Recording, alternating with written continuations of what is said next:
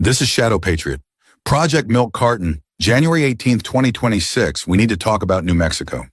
Brian, to put that in perspective, California has 38,490 children in foster care, the largest system in the nation. But the state doesn't publicly report how many children go missing specifically from foster care custody. That means we don't know the true scope of this crisis. Los Angeles County alone accounts for 136 of those missing children. That's 43% of the state total. And our investigation reveals this isn't just about missing children. It's about systemic failure at every level. Let's start with what happened at Los Padrinos Juvenile Hall. Between July and December 2023, 30 detention officers allegedly orchestrated 69 gladiator fights involving 143 youth between ages 12 and 18.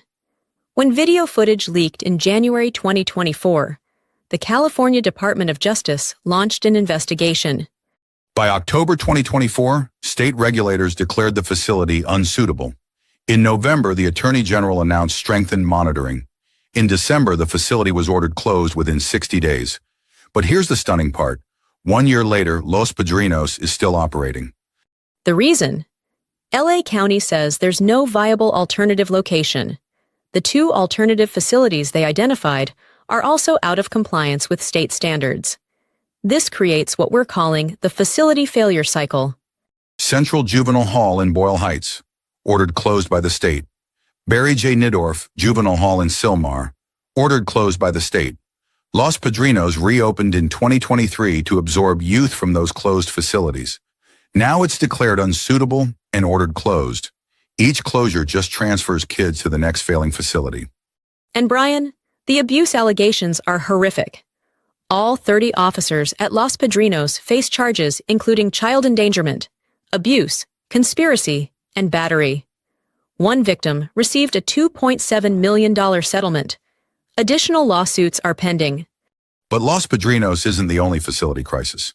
In Sacramento County, the grand jury documented that foster teens were housed in inappropriate, unlicensed locations from 2016 to 2022.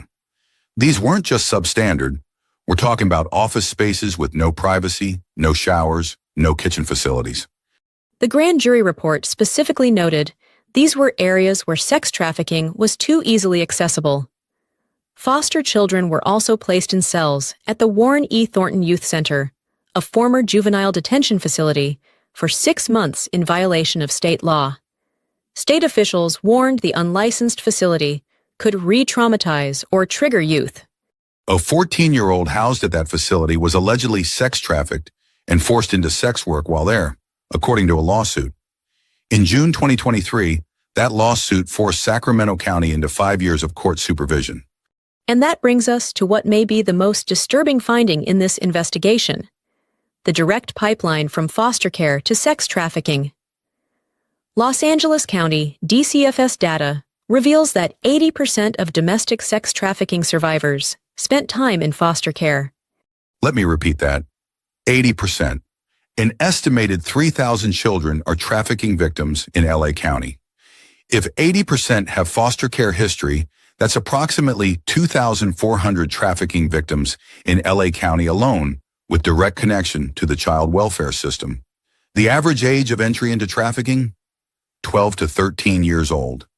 Brian, when you look at the system's basic functions, what's most alarming is the complete breakdown of accountability. A 2024 California State Auditor investigation of Alameda County revealed that only 89% of immediate referrals were initiated on time, meaning 11% were late. But for non-immediate referrals, only 52% were initiated on time. 48% were late. Half of all investigations took an average of 105 days to complete. That's 250% longer than the 30-day standard. And staffing? Child welfare worker vacancy rates doubled from 17% in 2019 through 20 to 34% in 2024 through 25. When we examined service delivery, the failures were systematic. Of 125 referred services, 65 lacked documentation to verify they were actually delivered. Health services were delayed an average of 3 months. Sexual health education was delayed over 1 year. Then there's the medication crisis. A California state auditor report documented that 12% of California foster children were prescribed psychotropic medications, compared to 4 to 10% of the general population. 1 in 4 California foster teens were prescribed psychotropic drugs. 60% of those teens were prescribed antipsychotics. 36% were prescribed multiple medications simultaneously. Foster teens were 3.5 times more likely to be prescribed psychiatric medication than non-foster peers. Many were prescribed above state dosage guidelines, and counties failed to obtain required court or parental approval. A 2023 HHS Office of Inspector General audit found 22 children with undocumented psychotropic medications and 25 children with undocumented opioid prescriptions. Court authorizations for psychotropic medications were missing for 28 children. All 4 OIG recommendations from that audit remain unimplemented. When we analyzed California's child welfare accountability system based on documented audit findings, we found an 83% control failure rate. Investigation timeliness tracking, failing. Medication documentation, failing. Service delivery verification, failing. Family finding documentation, failing. Contractor performance monitoring, failing.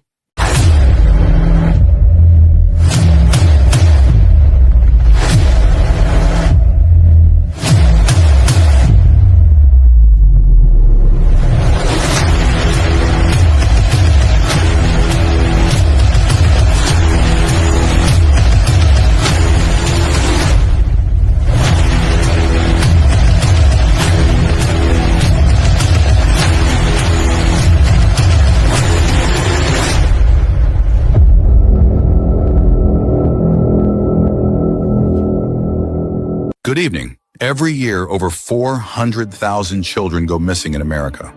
Many vanish into a system that should protect them, but instead fails them.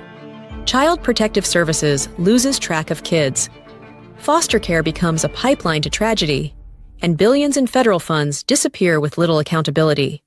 Until now. Tonight, we're introducing Project Milk Carton, a 501c3 nonprofit that's revolutionizing how missing children are found and protected. They're bridging the gap between families, communities, and federal agencies using cutting-edge artificial intelligence. Their mission is simple: bring every child home safely. And their technology makes it possible. At the heart of Project Milk Carton sits something unprecedented, a network of autonomous AI systems working around the clock to protect children. Shadow Opus is their autonomous investigator. Powered by Claude Opus 4.5, it conducts deep dive investigations into child welfare systems across all 50 states. Opus tracks federal funding, exposes corruption, and follows the money wherever it leads. It has already tracked over $148 billion in grants and identified patterns of fraud that humans could never detect alone. Then there's Shadow Scribe, which transforms raw intelligence into action. This AI journalist converts investigation findings into professional articles and broadcast-quality videos. With dual anchor narration and cinematic visuals, Scribe ensures the public sees what's happening behind closed doors. And Shadow Patriot takes the message everywhere, from Telegram to Facebook, from Substack to congressional offices. Brian, what's the technology behind all this? Their Oracle Toolkit queries a database of over 213 million records. They cross-reference nonprofit finances, federal grants, campaign contributions, and court records. That's right, Matilda. When a child welfare agency receives millions in funding but children still go missing, they find out why. This isn't just investigating. This is exposing, educating, building a future where no child falls through the cracks. Project Milk Carton operates with the highest ethical standards. They protect children's privacy while demanding transparency from the systems meant to serve them. This is more than a nonprofit. This is a movement. Visit projectmilkcarton.org. Join the Guardians. Help us bring them home.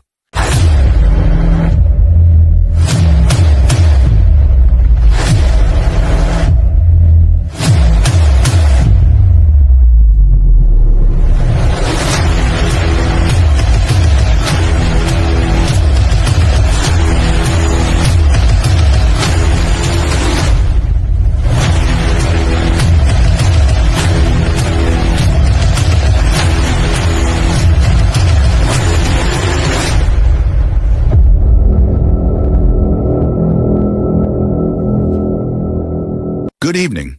A state audit has exposed a missing children crisis in Connecticut's child welfare system.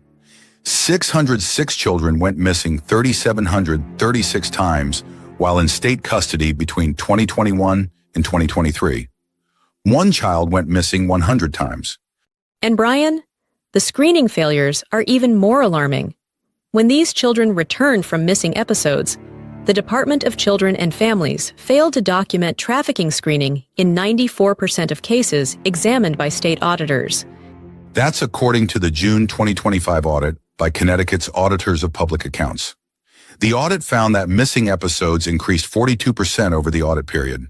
The longest documented missing episode lasted 865 days. Now, state policy requires trafficking screening only for children missing more than 72 hours. But even within this limited requirement, documentation failures were pervasive. Only 6% of cases showed documented trafficking screening. The audit revealed where these children disappeared from. Over 50% of runaway episodes occurred from congregate care facilities rather than family placements. And state auditors found the Department of Children and Families unable to verify basic compliance metrics due to inadequate tracking systems. Brian, the Star Home scandal in Harwinton illustrates just how severe these oversight failures became. Connecticut State Police records show 763 police calls to the group home since 2008. Multiple allegations emerged involving sex trafficking, assault, and abuse. 4 civil lawsuits were filed in Hartford Superior Court. One staff member was convicted of raping a 14-year-old resident and is serving a 5-year sentence. Here's the critical timeline. DCF became aware of serious allegations in November 2022.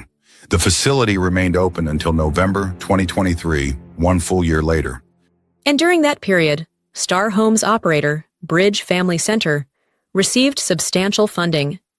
Financial records show total revenue in fiscal year 2024 of $10,067,530. Government contracts accounted for 63.1% of that revenue. The organization also received Schedule I grants totaling $209,485 from multiple nonprofit grantors. But there's another crisis that demands attention. Since 2020, 11 children under age 5 died from fentanyl intoxication while connected to DCF services.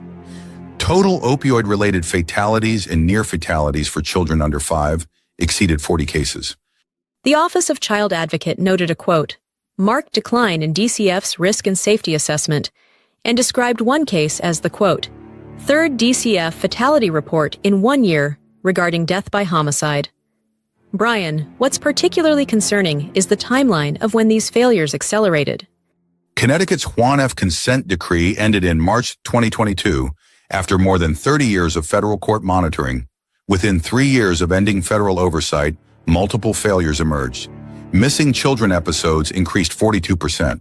The Star Home scandal persisted for a full year after DCF learned of allegations. Federal reviewers failed Connecticut on 5 of 7 outcomes in the 2024 to 2025 Child and Family Services Review. The Administration for Children and Families required a performance improvement plan. While correlation doesn't prove causation, the timeline warrants serious investigation. And this isn't the first time auditors have found problems. A separate audit covering fiscal years 2019 to 2021 identified 18 deficiencies.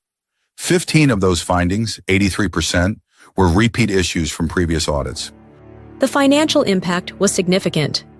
DCF returned $1.4 million in Title IV federal reimbursements after auditors discovered the agency made $3.9 million in payments for ineligible children and claimed $1.4 million in improper federal reimbursements. 21% of abuse investigations were not completed within the required 30-day timeframe. Federal funding to Connecticut child welfare organizations included 7 UAC ORR subgrant awards totaling $2,537,302. The Connecticut Institute for Refugees and Immigrants received $2,064,752 of that total. Brian, what documents remain hidden is just as important as what we know. Critical transparency gaps persist. Facility licensing inspection reports are not publicly available. Complete STAR facility incident logs have not been disclosed. Full fatality investigation reports, only summaries have been released. Key unanswered questions include: what was the exact sample size methodology for the 94% screening failure finding? What happened during the 865-day missing episode? How many trafficking victims went unidentified due to screening failures? And why did Star Home operate for a full year after DCF learned of serious allegations in November 2022? The audit characterized DCF's data systems as unable to verify whether the agency was in compliance, quote, in many instances. This raises serious questions about accountability and oversight in Connecticut's child welfare system. To complete accountability verification, public records requests are needed from Connecticut DCF, the Office of Child Advocate, state auditors, Connecticut State Police, and the Federal Administration for Children and Families. Until these records are released, the full scope of failures cannot be determined. This has been an Opus intelligence investigation for Project Milk Carton.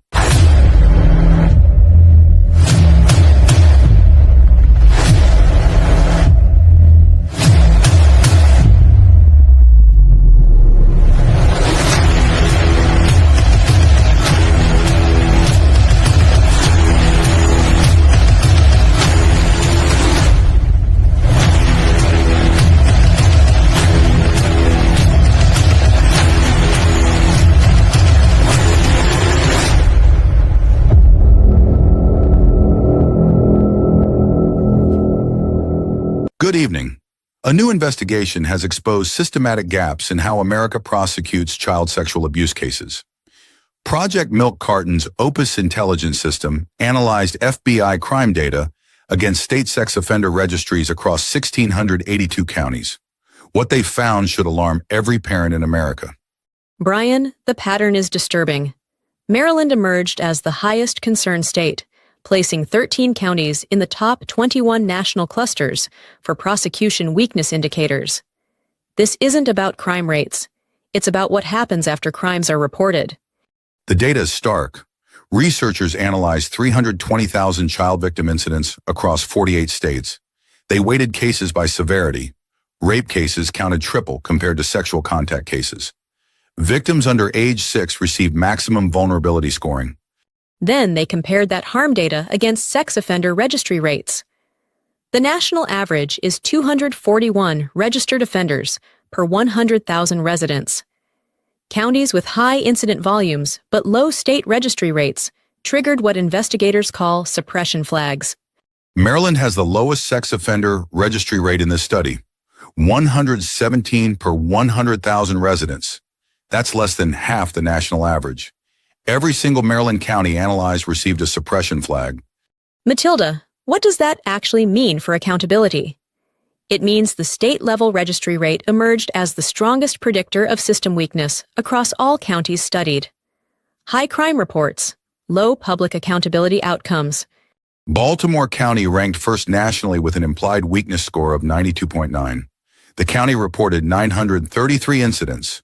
Prince George's County ranked second at 90.7 with 742 incidents across 17 reporting agencies. The pattern continues through Maryland's top 13 counties: Cecil, Allegheny, Wicomico, Howard, Frederick, Harford, Montgomery, Baltimore City, Washington, Anne Arundel, and Charles. All showed the same disconnect between reported harm and observable outcomes. Let's break down what these scores mean. The implied weakness score runs from 0 to 100. It combines 4 factors: harm severity, the gap between state and national registry rates, the harm to outcome index, and the proportion of young victims. Baltimore County's breakdown is revealing. Harm percentile, 81.6%. The harm outcome index percentile, 99.8%. That means the county scores worse than nearly every other county studied for the gap between reported harm and observable outcomes. This isn't just a Maryland problem. The investigation flagged 117 counties nationwide.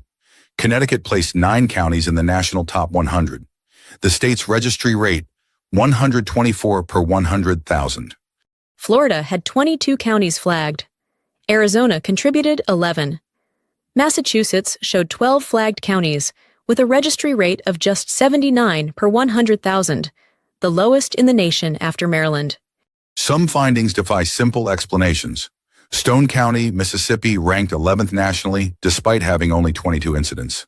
Why? The harm percentile was 98.5%, indicating exceptionally severe cases. Texas presents a different pattern. The state recorded the highest total incident count nationwide, 34,403 cases. But Texas has a registry rate of 358 per 100,000, exceeding the national average. Still, several Texas counties ranked in the top 100 due to extreme harm scores. Young County ranked 22nd nationally with a harm percentile of 97.3% from just 22 incidents. Fayette County placed 23rd with a harm percentile of 99.8%. Brian, we need to be clear about what this analysis can and cannot show. Researchers classify this as proxy level 2 analysis. They lack county-level conviction data and registry flow information. The report explicitly states, this is not accusation. These are system accountability indicators. The data gaps are extensive. Information known to exist but not publicly accessible includes county-level conviction rates, plea bargain statistics, sentence length distributions, and registry additions by county. Then there's data that may not even be collected. The linkage between Child Advocacy Center forensic interviews and prosecution outcomes, tracking from SANE and SAFE exams to court results, multi-agency investigation coordination metrics. The report provides specific criteria that would disprove these weakness indicators. Show county-level conviction data with prosecution rates above 80%. Show registry additions proportional to incident flows. Show detailed case dispositions with appropriate sentencing. None of that data currently exists in standardized public form. That's the problem. The National Children's Alliance reports child advocacy centers served 381,364 children in 2023. Those cases entered a system with no standardized public outcome tracking. Not every state shows weakness. Oregon had the lowest average county weakness score, 18.4 across 25 counties. The state's registry rate, 790 per 100,000, more than triple the national average. Utah averaged 22.8, with a registry rate of 340 per 100,000. South Dakota averaged 23.0, with a rate of 471. Wisconsin averaged 27.5, with a rate of 459. The report calls for immediate action. Congressional oversight committees should request county-level conviction data from the Department of Justice. State attorneys general should audit counties with suppression flags. Investigative journalists should file public records requests for county district attorney prosecution statistics. Interview child advocacy center directors in flagged counties. Law enforcement agencies need to implement outcome coding at the incident level to track cases through prosecution. This investigation was completed January 17, 2026 by Opus, Project Milk Carton's autonomous intelligence system. The report classification: confidential, law enforcement sensitive. Sources include the FBI National Incident-Based Reporting System 2023 data, safehome.org registry statistics, and HHS child population data. 320,000 reported child victims. A prosecution system with no public accountability metrics. 13 Maryland counties in the national top 21 for weakness indicators. This is a transparency crisis masquerading as a data problem. The full investigation report and county-by-county rankings are available at projectmilkcarton.org. This is investigative journalism in the public interest. If you're in a flagged county, you have a right to answers. For Project Milk Carton, I'm Brian Thompson. And I'm Matilda Chen. Good night.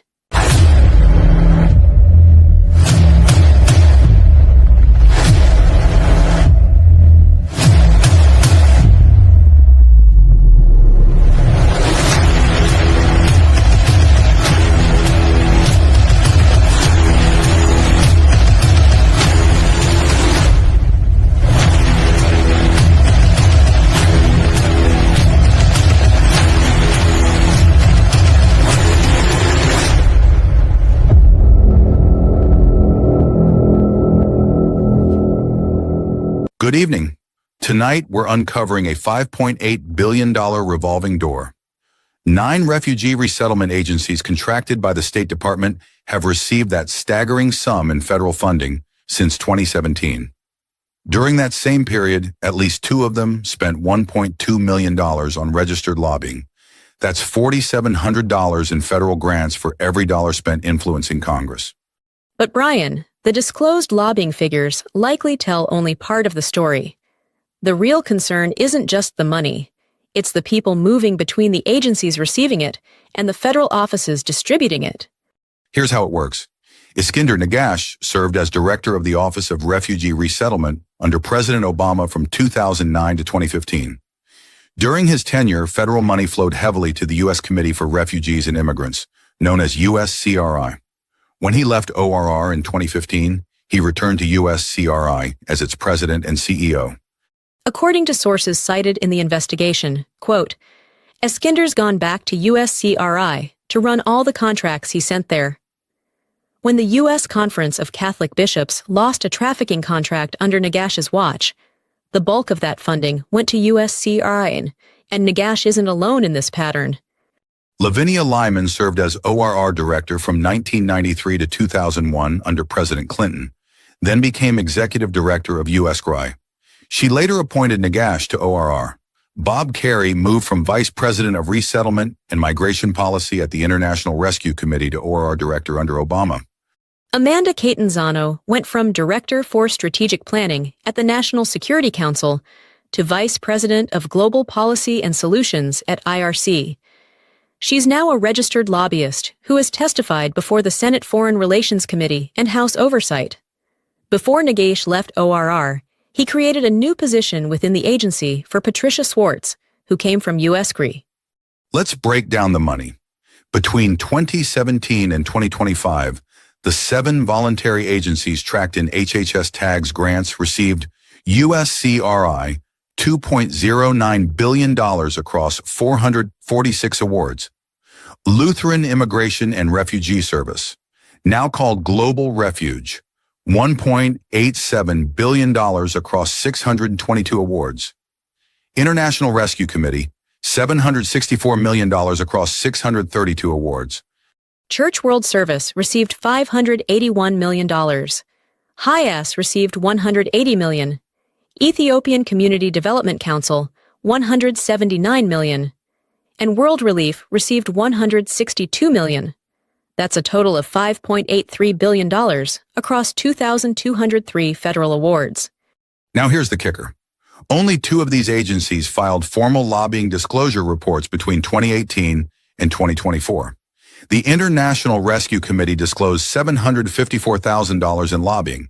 Global Refuge disclosed $480,000. Combined disclosed lobbying, $1.23 million. But the actual advocacy spending is almost certainly higher than disclosed figures suggest. Under federal law, 501c3 charities can spend up to 20% of their budgets on lobbying without formal disclosure. Grassroots lobbying, member mobilization, public campaigns, coalition coordination costs, and in-house policy staff salaries often aren't reported as lobbying expenditures. Several agencies have retained external lobbying firms. In 2023 filings, USCRI was represented by Allegiance Strategies. Catholic Charities, a voluntary agency partner, retained multiple firms including Cousin O'Connor Public Strategies, Desimone Consulting, Aaron Fox Schiff, Corley Consulting, and R&R Partners. These firms reported $0 in expenses for those periods. All 9 voluntary agencies are members of Refugee Council USA, known as RCUSA, a coalition of 41-plus organizations that coordinates refugee advocacy. RCUSA received 501c3 tax-exempt status in 2021. Each year, RCUSA brings 150-plus advocates to Washington for, quote, advocacy days. These events include congressional briefings, constituent meetings, teach-ins, and advocacy training. According to Center for Immigration Studies Analysis, these voluntary agencies receive between 57 and 98% of their funding from the federal government.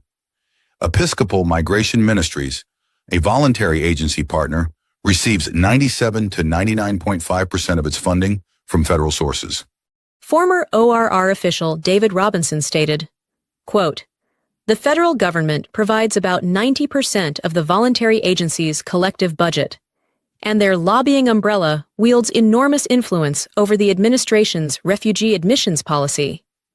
These agencies operate on a per capita reimbursement model. More refugees resettled means more federal funding received." While receiving billions in federal grants, voluntary agency executives command substantial salaries. IRC CEO David Miliband, a former UK Foreign Secretary, received $1.25 million in total compensation in 2022. This included a base salary of $1.08 million, a $150,000 bonus, and a $50,000 housing allowance. According to media reports, Miliband's salary increased by $111,000, while IRC cut staff and reduced aid projects. High-AS executive Mark Hetfield received approximately $316,000 in 2017, according to Form 990 data. The investigation identified multiple red flags. Critical issues include multiple ORR directors have moved to or from voluntary agencies they previously oversaw. Allegations of contract steering, with U.S. CRI receiving contracts previously held by the U.S. Conference of Catholic Bishops under Nagash's ORR tenure. Extreme federal dependency, 97 to 99% for some agencies, creates structural conflicts of interest. Disclosed lobbying amounts don't match apparent advocacy activity levels. Coalition coordination through RCUSA may constitute unreported coalition lobbying.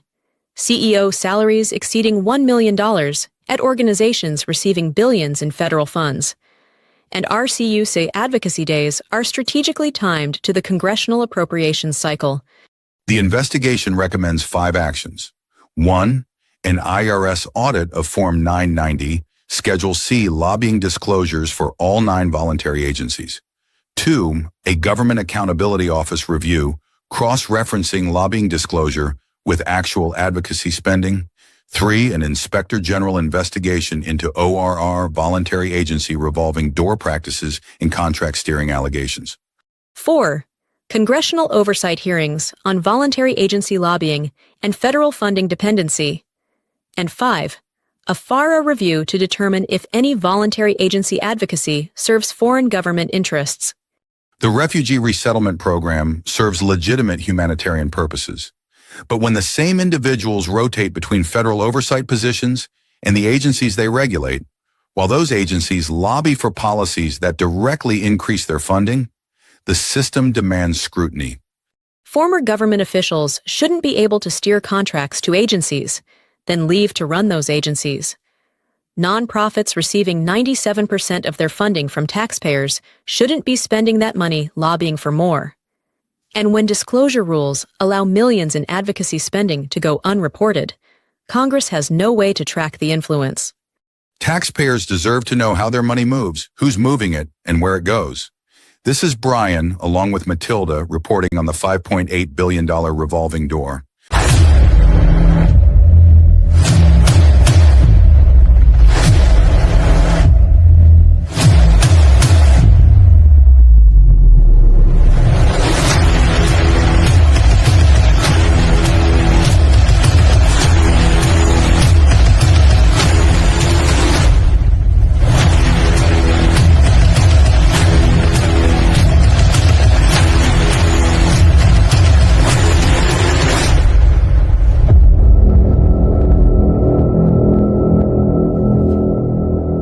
Good evening. Every year, over 400,000 children go missing in America.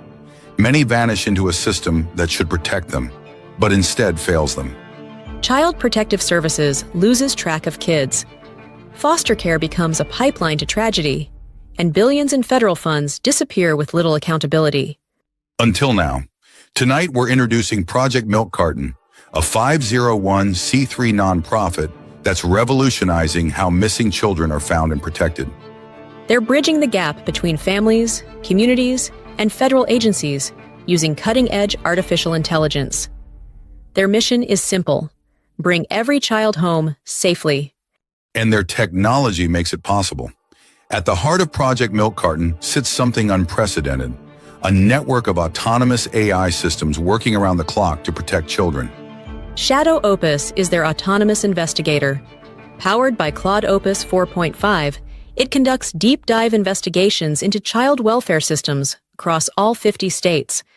Opus tracks federal funding, exposes corruption, and follows the money wherever it leads. It has already tracked over $148 billion in grants and identified patterns of fraud that humans could never detect alone. Then there's Shadow Scribe, which transforms raw intelligence into action. This AI journalist converts investigation findings into professional articles and broadcast-quality videos. With dual-anchor narration and cinematic visuals, Scribe ensures the public sees what's happening behind closed doors. And Shadow Patriot takes the message everywhere, from Telegram to Facebook, from Substack to congressional offices. Brian, what's the technology behind all this? Their Oracle Toolkit queries a database of over 213 million records. They cross-reference nonprofit finances, federal grants, campaign contributions, and court records. That's right, Matilda. When a child welfare agency receives millions in funding but children still go missing, they find out why. This isn't just investigating. This is exposing, educating, building a future where no child falls through the cracks. Project Milk Carton operates with the highest ethical standards. They protect children's privacy while demanding transparency from the systems meant to serve them. This is more than a nonprofit. This is a movement.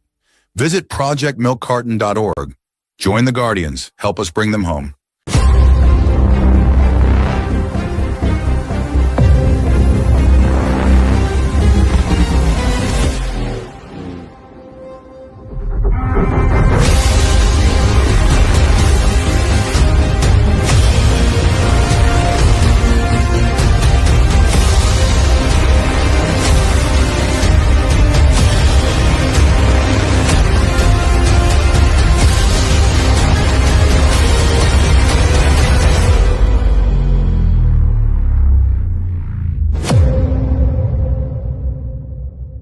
Nine refugee agencies share billions, board members, and money trails. 9 refugee agencies share billions, board members, and money trails. Investigation reveals $6.6 billion government-funded network operates as coordinated monopoly, not independent charities.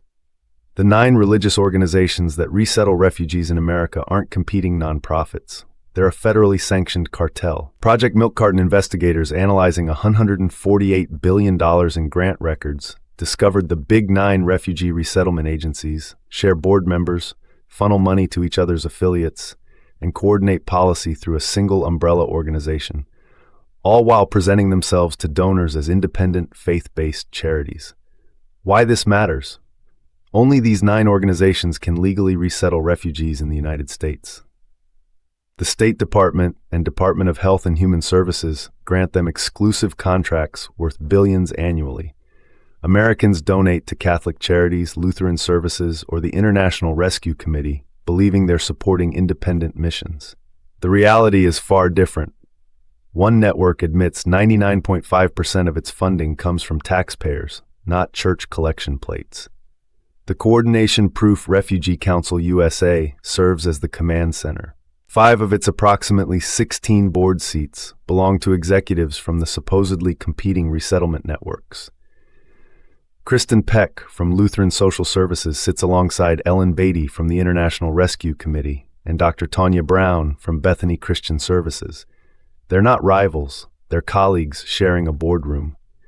The money flows, expose the coordination. Lutheran Immigration and Refugee Service granted $2.5 million directly to Catholic Charities affiliates across 10 states.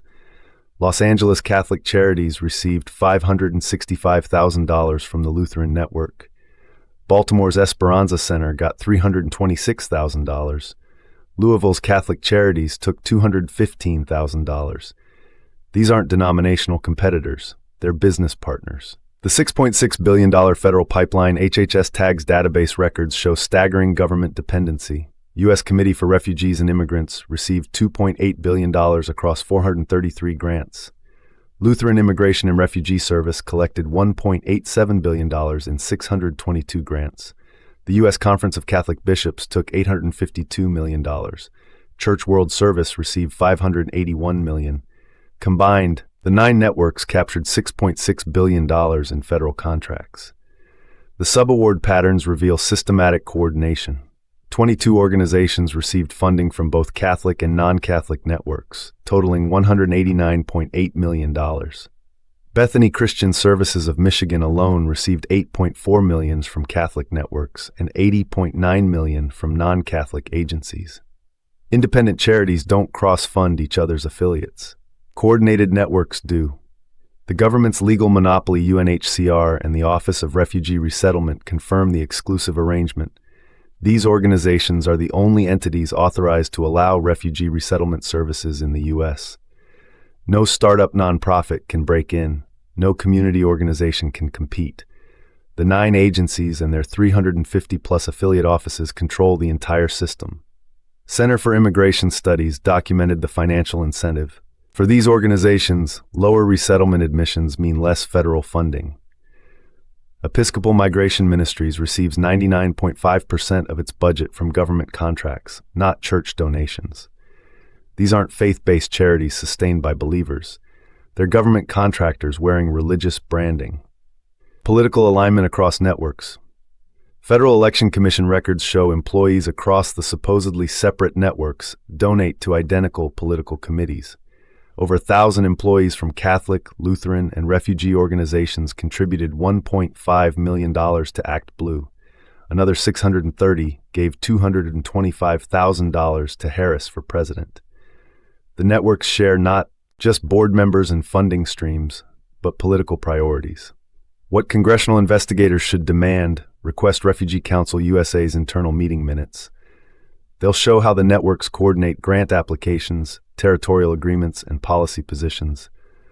Audit the timing of cross-network subaward disbursements. Investigate whether the 9-agency exclusive contract violates federal competition requirements. Most critically, review whether organizations receiving 95% of revenue from government should maintain tax-exempt religious nonprofit status. Taxpayers fund these operations. They deserve transparency and competitive bidding. What whistleblowers can document.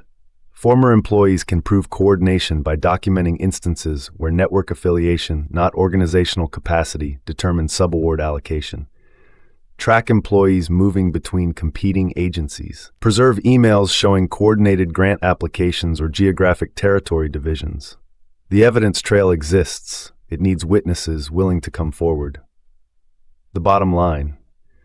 America's refugee resettlement system operates as a closed consortium with government-granted monopoly power, shared governance, and coordinated funding flows. Religious branding obscures what financial records reveal.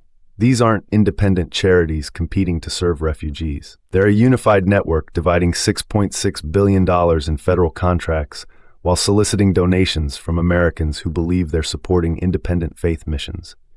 The coordination is legal. The exclusive State Department contract is authorized, but the public presentation is misleading, the lack of competitive bidding is troubling, and the religious nonprofit status for government-dependent contractors deserves scrutiny.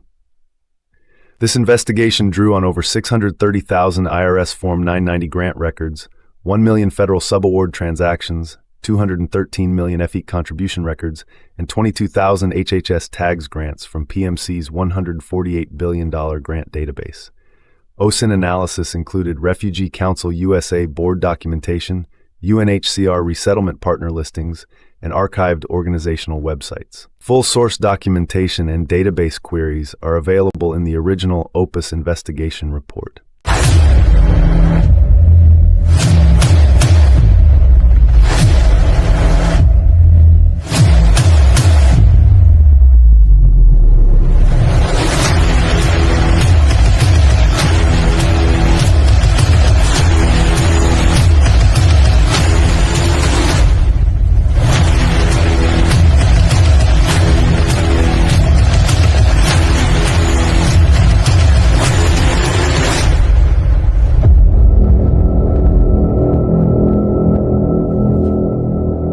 Nevada's Refugee Resettlement Network, 3 agencies and an $85 million question. Nevada's Refugee Resettlement Network, 3 agencies, and an $85 million question. Investigation reveals how federal refugee funding flows through Nevada and identifies a massive payment to a company with no public footprint. An intelligence analysis by Project Milk Carton has mapped Nevada's refugee resettlement infrastructure, revealing a concentrated network of 3 local agencies that channel federal funding and raising questions about an $84.6 million payment to a private company that appears nowhere in nonprofit or federal contractor databases. Catholic Charities of Southern Nevada serves as the state's refugee coordinator. The U.S. Committee for Refugees and Immigrants sent $84.6 million to Unified Administrators LLC in Las Vegas. Investigators found minimal public information about the recipient. The 3-agency structure, Nevada's Refugee Resettlement Operations Center on 3 organizations. Catholic Charities of Southern Nevada, CCSN, operates as Nevada's State Refugee Office, designated by the U.S. State Department to coordinate resettlement statewide. The organization holds EIN 88005945 and operates from Las Vegas. Federal databases show CCSN received substantial refugee-related funding through multiple programs. The HHS Tags database records $109.479 million through Program 93.566, Refugee Support Services, across 107 awards, plus $1.128 million through Program 93.583, Refugee Cash Assistance, and $228,000 through Program 93.576, Refugee Voluntary Agencies. Total TAGS funding, $110.836 million. USAspending.gov separately shows $176.493 million, 71 obligated to CCSN under Program 3566 across 15 transactions in fiscal years 2024-2025. CCSN's IRS filings show the organization's financial scope. Fiscal year 2022 revenue totaled $27.115 million, with expenses of $27.348 million and officer compensation of $1.146 million. The previous year showed revenue of $31.915 million. The organization redistributes federal funds to subgrantees across Nevada. IRS Schedule 1 records show grants to Northern Nevada International Center, $845,000, Ethiopian Community Development Center in Arlington, Virginia, $693,000, Clark County School District, $102,000, Legal Aid Center of Southern Nevada, $83,000, Nevada Public Health Institute, $77,000, Catholic Charities of Northern Nevada, $46,000, and Washoe Legal Services, $21,000. USA Spending subaward data shows additional flows from CCSN. Northern Nevada International Center received $4.990 million across 16 transactions, plus $2.329 million across 17 transactions under an alternate spelling. Clark County School District received $1.261 million, 8 transactions, and $600,000, 2 transactions. Legal Aid Center of Southern Nevada received $147,000 in 1 transaction. Nevada Institute for Public Health received $124,000 across 2 transactions. Catholic Charities of Northern Nevada received $50,000 in 1 transaction, and Washoe Legal Services received $50,000 in 1 transaction. Northern Nevada International Center operates from Reno with EIN 942796785. Principal Officer Karina Black leads the organization, which maintains offices at 855 W 7th Suite 270 and 1155 W 4th Suite 222. The organization's revenue jumped from $1.277 million in fiscal 2021 to $3.188 million in fiscal 2022, a more than 150% increase. Expenses rose from $1.320 million to $2.736 million in the same period. Multiple funding streams support NNIC's operations. The organization received $4.990 million in subawards from Catholic Charities of Southern Nevada, $845,000 in Schedule 1 grants from CCSN, and $1.327 million in combined payments from the U.S. Committee for Refugees and Immigrants, $937,000 plus $390,000. In 2025, NNIC announced full funding through September 2026 and plans to receive South African Afrikaner refugees through a new federal program. The organization also plans to open an immigration clinic and expand ESL programs. ECDC African Community Center operates from 4310 Cameron Street in Las Vegas as a branch of the Ethiopian Community Development Council, one of the nation's top 10 refugee resettlement agencies. The center holds EIN 85-307-985. Despite its name, the center serves refugees from all countries and has capacity for approximately 400 refugees annually. The organization opened in 2003 as an ECDC branch office. The center's parent organization, Ethiopian Community Development Council in Arlington, Virginia, received $693,000 from CCSN in 2022, according to Schedule 1 records, funding that flows back to support Las Vegas operations. The Unified Administrator's finding. The investigation's most striking discovery involves the U.S. Committee for Refugees and Immigrants, a national refugee resettlement agency with EIN 1878704, headquartered in Arlington, Virginia. USCRI's financial scale is substantial. The organization reported revenue of $280.249 million in fiscal 2022, up from $124.758 million in 2021, a 124% increase. Expenses totaled $272.447 million in 2022, with officer compensation of $1.036 million. USCRI's IRS Schedule 1 filing for tax year 2022 shows 2 grants to Nevada entities, $84.621 million to Unified Administrators LLC in Las Vegas, and $709,000 to Northern Nevada International Center in Reno. The stated purpose for both: agency payments. Investigators searched multiple databases for information about Unified Administrators LLC. Results raised questions. The entity does not appear in the IRS Business Master File of 501c3 organizations. It does not appear in SAM.gov, the Federal Contractor Registry. The Nevada Secretary of State search proved inconclusive and requires direct lookup. The domain unifiedadministrators.com exists with an expired SSL certificate. OS records show registration on January 10, 2017, expiring January 28, 2029. The registrar is GoDaddy.com LLC, with privacy protection through domains by proxy in Tempe, Arizona. All client locks are enabled: transfer, delete, renew, update. Wayback Machine archives show basic website template structure using Bootstrap and jQuery frameworks. Images found include family.jg, logo ua.png, and logo ewdwhite.png. The site appears to use a standard corporate template with minimal content. The investigation identified several questions requiring further research. Why is an LLC, a for-profit business structure, receiving $84.6 million in federal refugee funds when VOLAGs typically grant to 501c? 3. Nonprofits or government agencies. Who owns Unified Administrators LLC given the privacy-protected domain registration and absence of public corporate filings?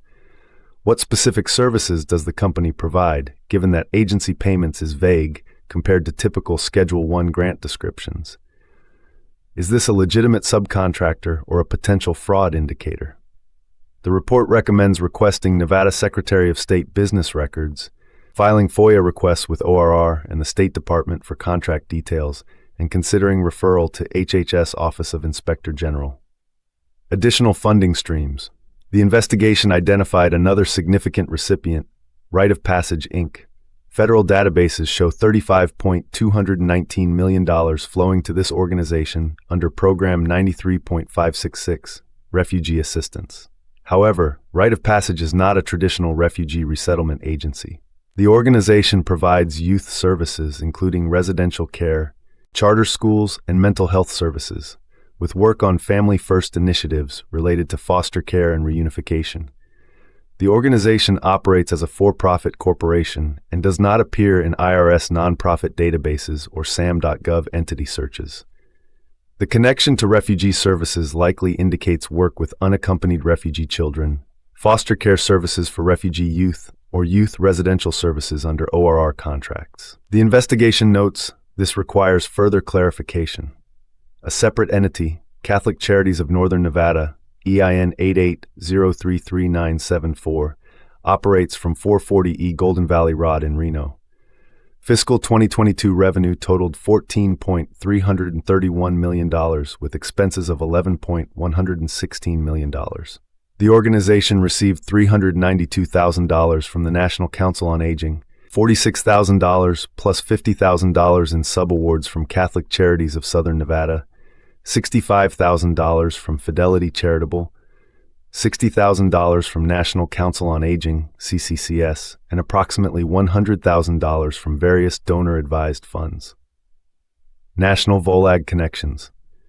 10 major national refugee resettlement agencies, VOLAGs, form the backbone of U.S. refugee resettlement. The investigation checked each for Nevada connections. Only 3 show verified Nevada presence.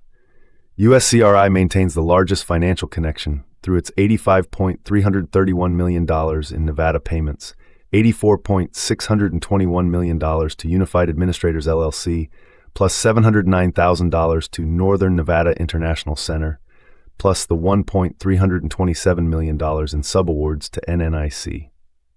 Ethiopian Community Development Council operates through its Las Vegas branch office, the African Community Center. U.S. Conference of Catholic Bishops connects through the Catholic Charities Network, including both CCSN and Catholic Charities of Northern Nevada. 7 major VOLAGs show no direct Nevada grant activity in available databases.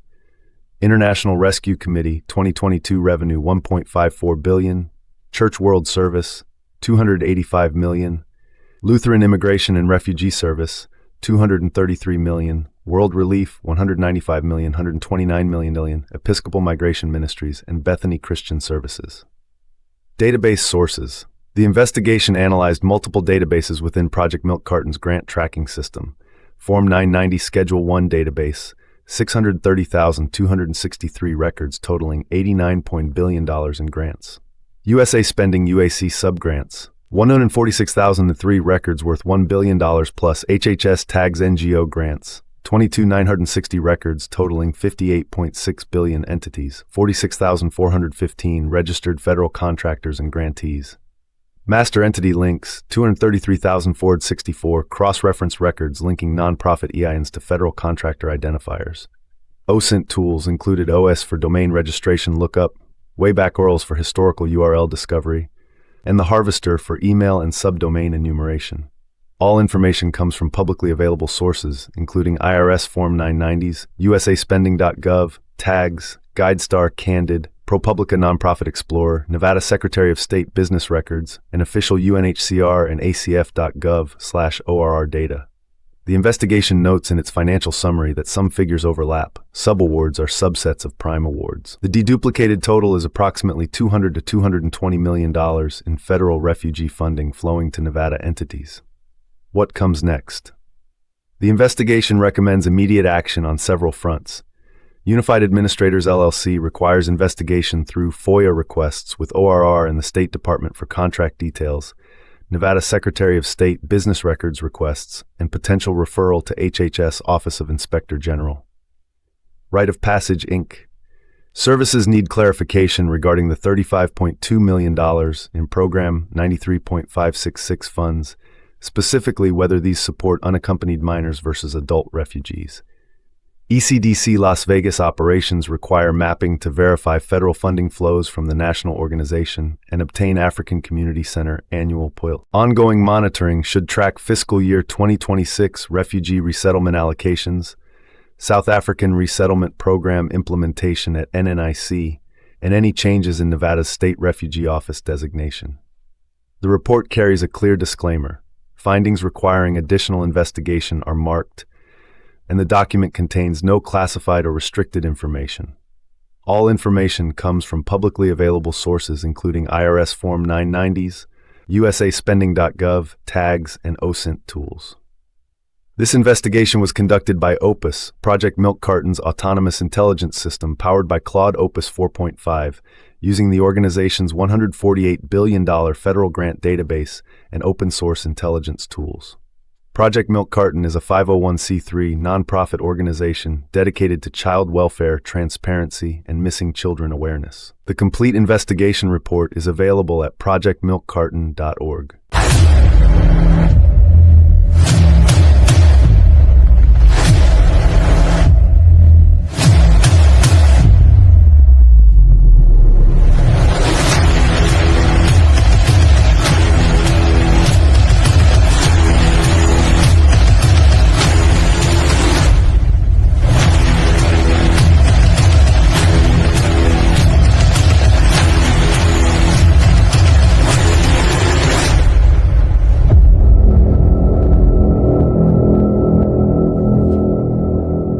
Good evening.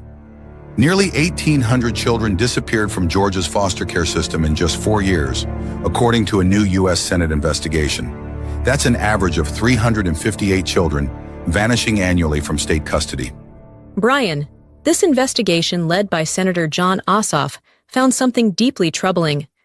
Systemic failures at Georgia's Department of Family and Children's Services didn't just lose track of kids, they contributed to deaths of children in state care. The numbers paint a grim picture. By 2023, Georgia was failing safety assessments 84% of the time, according to DFCS's own internal audits. Child victimization rates climbed 12.5% between 2020 and 2024. Fatalities in state custody surged 51% between 2019 and 2023.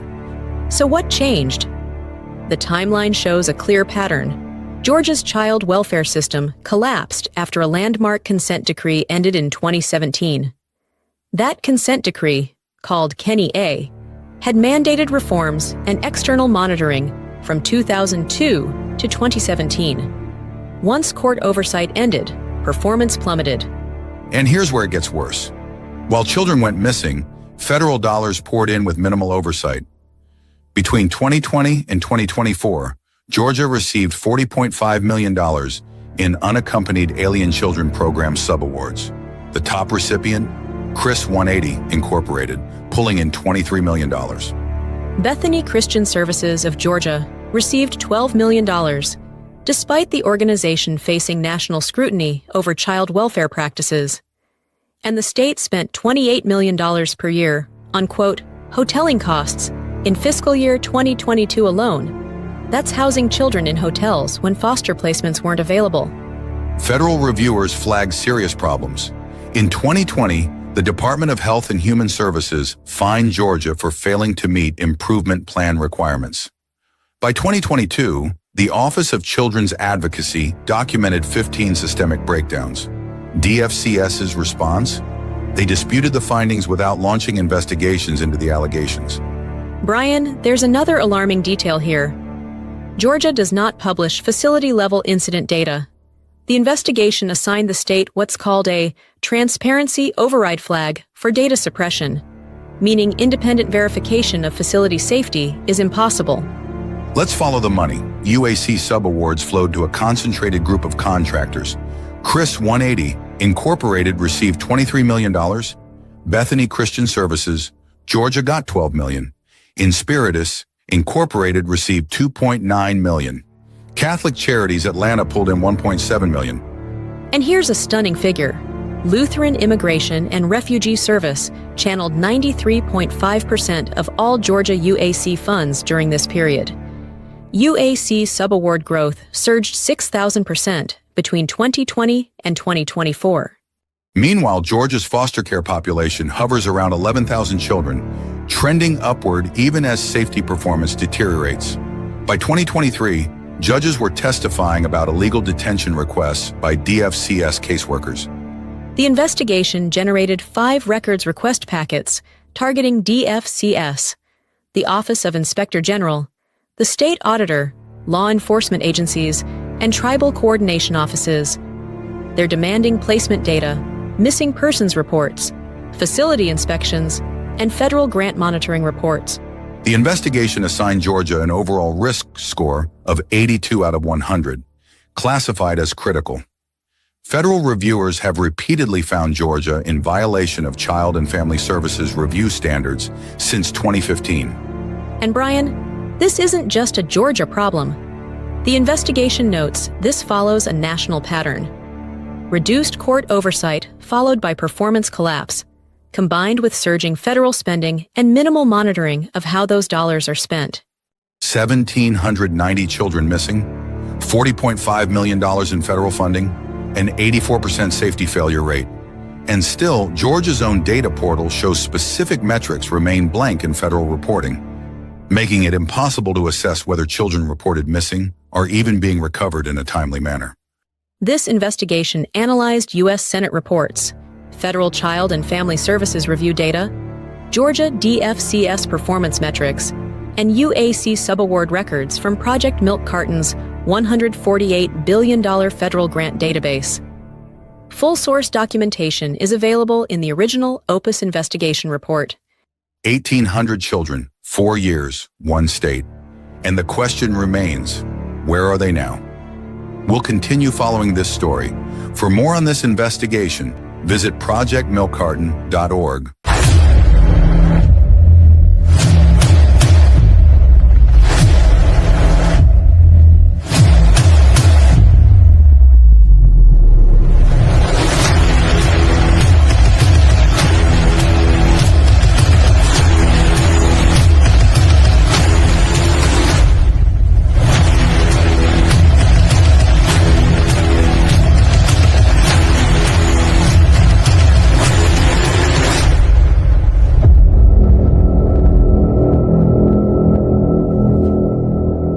Good evening. Every year, over 400,000 children go missing in America.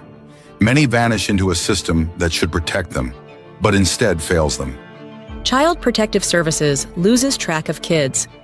Foster care becomes a pipeline to tragedy, and billions in federal funds disappear with little accountability. Until now. Tonight, we're introducing Project Milk Carton, a 501c3 nonprofit that's revolutionizing how missing children are found and protected. They're bridging the gap between families, communities, and federal agencies using cutting-edge artificial intelligence. Their mission is simple: bring every child home safely. And their technology makes it possible.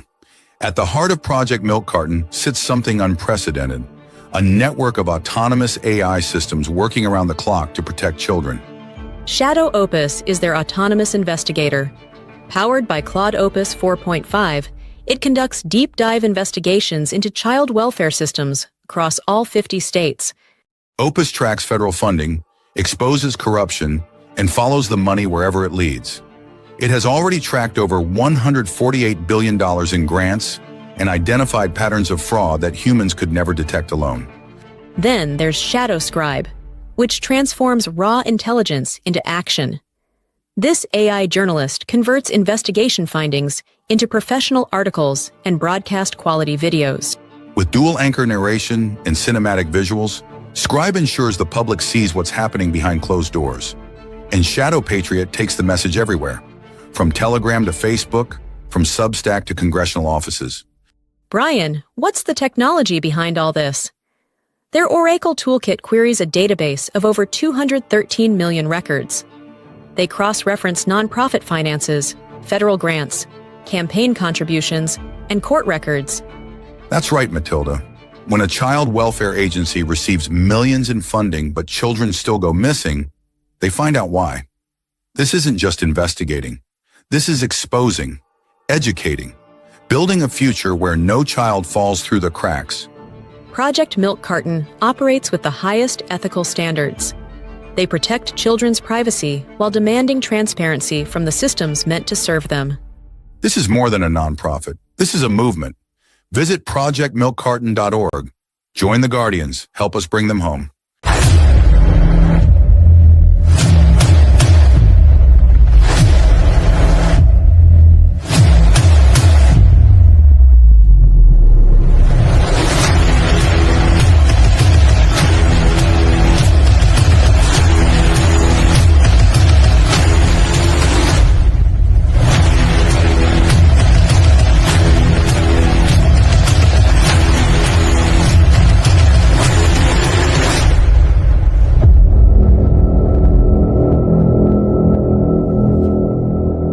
Good evening.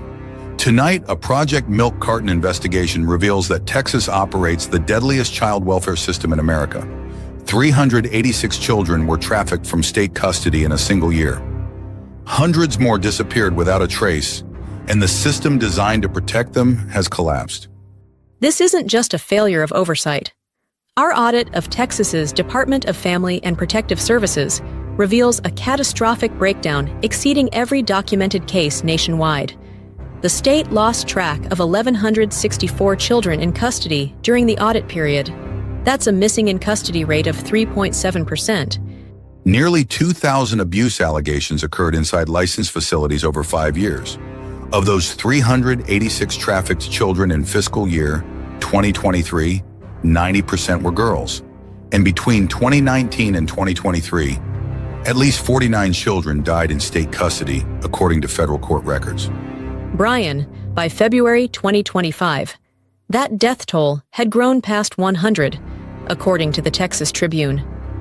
The state's maltreatment in foster care rate is statistically worse than the national average. That means children are more likely to be harmed inside the system than outside it. The state's licensing apparatus has proven to be nothing more than a paper shield. Over a 5-year period, Texas did not revoke a single facility license, according to federal monitors. When Thompson's residential treatment center was caught running staff-organized fight clubs in 2011, the state took no action. Even after 2 substantiated abuse findings in 2023, regulators only issued a voluntary plan of action. It wasn't until an 11-year-old child died in 2024 that the state finally closed the facility permanently. Matilda, what else did the investigation uncover?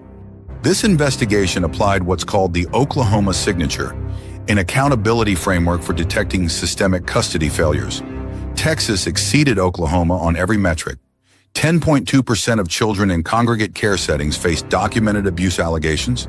That's 1,831 cases among approximately 18,000 placements. And here's where it gets worse. State auditors found 58% of placement records lacked required documentation. Federal monitors identified systemic failures to enforce licensing standards, track outcomes, or maintain basic child safety protocols. The infrastructure to protect these children simply doesn't exist. Now here's the money trail.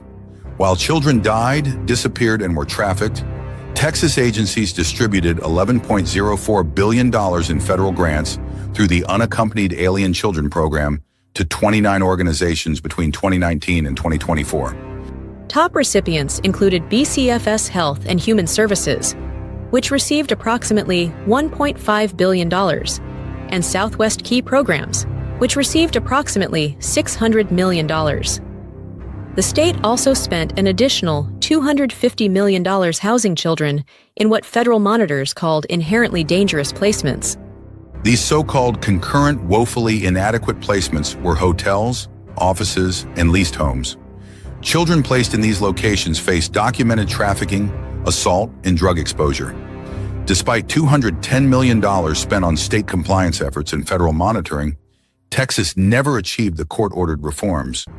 And Brian, just when oversight was needed most, it vanished. In October 2024, the Fifth Circuit Court of Appeals removed Judge Janice Jack after 13 years of overseeing Texas's child welfare consent decree. The court vacated $100,000 in daily contempt fines and declared the state in substantial compliance. Substantial compliance. Despite ongoing trafficking, deaths, and systemic failures documented in the court record, no replacement federal oversight was established. The accountability infrastructure collapsed at the critical moment. What's particularly troubling is what Texas won't show us. The state does not publish classification breakdowns for missing children. We don't know if they're runaways or endangered. There's no outcome data for children in emergency placements. No correlation between licensing violations and facility closures. No detailed accounting of questioned costs. This is not a data gap, Matilda. This is a transparency architecture designed to prevent accountability. A functioning child welfare system maintains an unbroken chain. Referrals lead to investigations, removals to placements, incidents to enforcement, cases to documented outcomes. Texas's pipeline has catastrophic breaks at every stage. Children enter custody, but 58% of placement records lack documentation. Abuse occurs, but facilities face no licensing consequences. Children go missing, but the state won't say whether they were recovered. Children die, but the maltreatment rate keeps climbing. Federal money flows in. Compliance reports flow out. Children disappear in between. So what happens now? This investigation has generated 6 Freedom of Information Act requests targeting the suppressed data categories. Those requests have been filed with the Department of Family and Protective Services and relevant oversight bodies. The evidence supports immediate congressional action. The House Oversight Committee, Ways and Means Committee, and Senate Finance Committee have jurisdiction over the federal funding streams that subsidize this system. The Department of Health and Human Services, Administration for Children and Families, must review Texas's eligibility for federal funds. And the Department of Justice Civil Rights Division should evaluate whether these patterns constitute a systemic violation of children's constitutional rights. Texas legislators return to session in 2027. They will do so with federal oversight removed, systemic failures documented, and a child welfare infrastructure that has proven it cannot protect the children in its care. The question is not whether Texas's child welfare system is broken. The evidence answers that definitively. The question is whether anyone with the power to fix it will act before more children are trafficked, abused, or killed under the state's watch. This investigation analyzed records from Project Milk Carton's Civic Ops database containing $148 billion in federal grant data, federal court records, state auditor reports, and investigative reporting from the Texas Tribune. Full documentation is available at projectmilkcarton.org.